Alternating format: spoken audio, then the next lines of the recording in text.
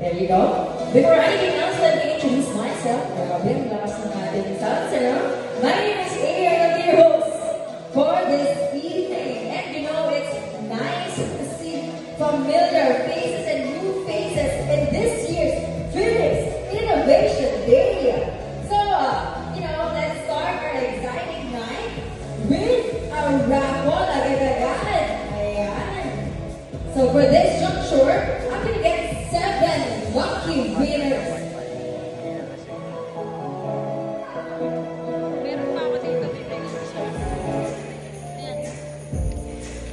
I'm seeing number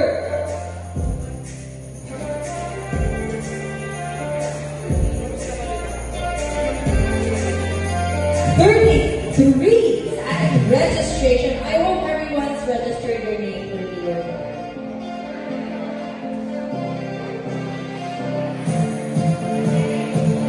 Our number 33 is Albert Gervasio. I hope I'm pronouncing your name correctly. Albert, are you here? Congratulations, sir. Someone will approach you to give the prize, sir. And congrats po din. There you have it. Sana ginandaan niyo yung sulat niyo, ha? Kasi kung hindi ko mabasa, sa akin na lang.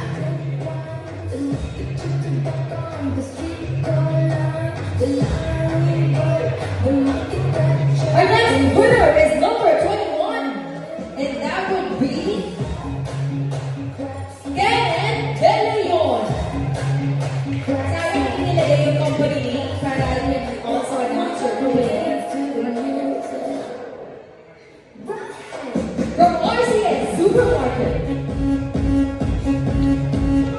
Alright, another one. Guys, cheer naman yung table nyo. Ako naniniwala ko sa manifesting. It's number 47, and that is Damian. Dati naman nilagay yung apelido. Damian, where are you? Ayun, Sir Damian, congrats. Ganun lang, Sir Damian, nanalo. Ganda ni Ma'am, no? Hello, easy na everyone.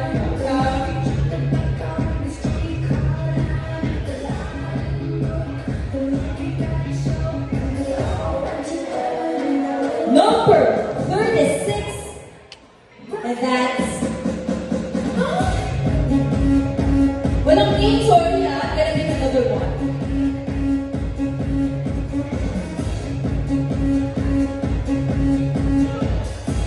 Number 41.